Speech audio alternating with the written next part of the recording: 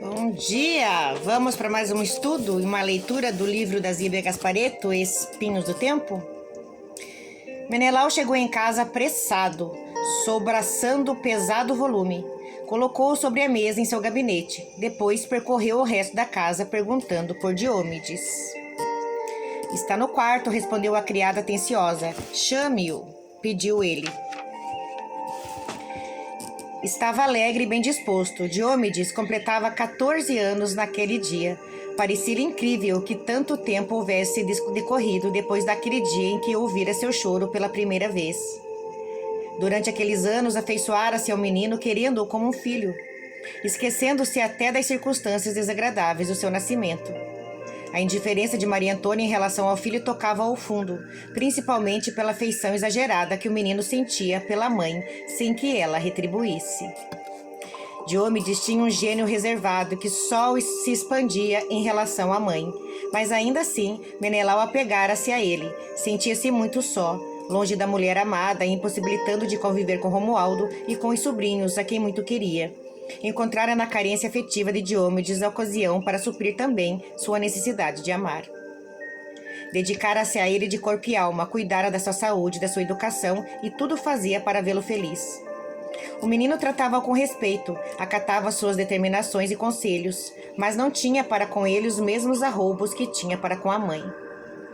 Diomedes aproximou-se sério. Vendo-o, Menelau sentiu que ele continuava a ser um menino triste. Dificilmente sorria. Tudo fazia para alegrá-lo, mas era inútil. Se ele perguntasse, ele responderia que não se sentia triste, simplesmente não encontrava motivos para sorrir. Boa tarde, papai, disse Menelau. Mandou chamar-me? Sim, hoje é um dia muito feliz, é seu aniversário. Completa 14 anos, já é um homem. Por isso eu quero dar-lhe um presente. Venha comigo. Foram até o gabinete e Menelau apontou o pacote sobre a escrivania, dizendo: É para você, abra-o. Diomedes aproximou-se e, tomando o pacote, abriu-o. Tratava-se de belíssima coleção de livros, ricamente encadernados com as letras de ouro. Os olhos de Diomedes brilharam, tinha gosto acentuado pela leitura. São obras de grandes pensadores, cujas ideias e sabedoria revolucionaram o mundo. Obrigado, papai. Apreciarei muito lê-los. Estou certo que sim. Diomedes apanhou um deles e leu O Livro dos Espíritos, Allan Kardec. Especialmente esse, disse Menelau com satisfação. Mudou minha vida quando eu li pela primeira vez. Por quê? Porque mudou minha visão do mundo. Eu fazia da vida um conceito muito pequeno. Lendo-o, compreendi que ele é muito mais sábia do que podemos imaginar. A vida, para mim, não parece assim tão boa. As pessoas são livianas e ignorantes, gostam de futilidades. Uma questão de tempo, meu filho, de evolução. Alguns já podem perceber melhor os verdadeiros valores da vida, outros não. Menelau pensou em Maria Antônia. Diomedes estaria pensando na sua mãe ao dizer isso? Este livro explica isso? Indagou ele com certa ansiedade. Sim, lendo-o conseguirá enxergar melhor o mundo que nos rodeia. Obrigado, papai. Vou começar lendo este. Menelau estava satisfeito. Falara algumas vezes ao filho sobre a sobrevivência da alma, a reencarnação, mas de forma ligeira e de passagem. Achava-o ainda criança para tocar no assunto. Contudo, agora julgara oportuno colocar-lhe nas mãos esses conhecimentos. Vendo-o interessar-se, sentia-se feliz. Sabia que Diomedes encontraria justificativa e esclarecimento sobre a conduta da sua mãe. Enquanto o filho levava os livros para seu quarto, Menelau foi à cozinha. Naquela noite queriam um jantar especial. Iriam comemorar o aniversário de Diomedes. Condignamente, abrira seu melhor vinho. A criada deu-lhe a notícia. Dona Maria Antônia não ficará para o jantar. Tem compromisso para esta noite.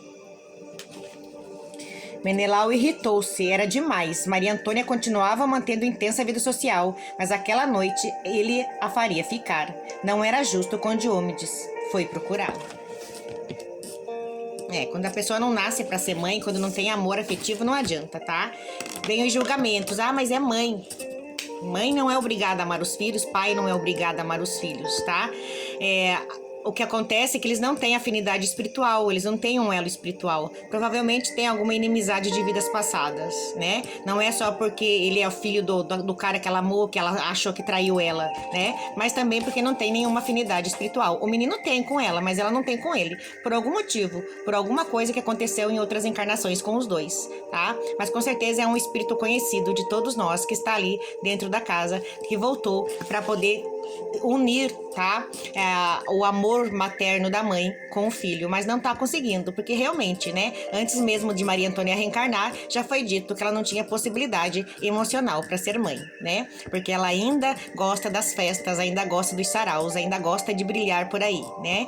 Mas nada nessa vida é por acaso, tudo tem uma razão de ser, e quando no decorrer da leitura a gente vai entendendo cada vez mais o que se passa na vida desses personagens, né? Que já estão desencarnados, contaram cada um a sua história, e foi psicografado esse livro através do Espírito Lúcius, pela Zíbia Gasparetto. Mas a gente vai entendendo, a partir das leituras, a gente vai analisando, vai estudando, vai pensando, e vai ver que as coisas se encaixam. Tudo tem uma razão de ser. Assim, olhando de fora, parece que não. Ela é uma péssima mãe, uma péssima esposa, só que ela já veio de várias encarnações fazendo isso. E para alguns espíritos é difícil evoluir da noite pro dia. Enquanto vai repetindo os erros, vai se acumulando os karmas, né? E não vai ser através da sabedoria ou através dos conselhos que alguém tenha para dar para ela. Não. Vai ser através do sofrimento. E uma pessoa só sofre realmente depois que desencarna. É quando a consciência se expande e ela começa a enxergar a vida de outra forma, ver as futilidades dos erros que cometeu.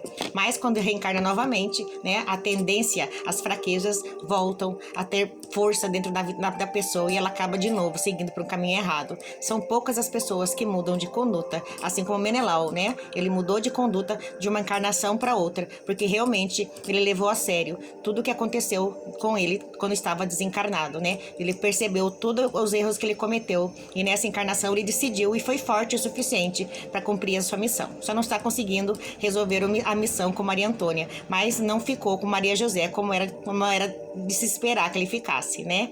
Ele não ficou, ele foi resistente, ele resistiu à tentação, resistiu ao amor, resistiu ao sentimento para cumprir com a missão aqui na Terra. Então ele deu um passo a mais que Maria Antônia nesta encarnação. Provavelmente Maria Antônia também dará, não sei se nessa, mas na próxima ou na próxima, mas um dia ela vai aprender pela dor. Pense nisso, tenham um bom dia, fiquem com Deus, a live já vai começar.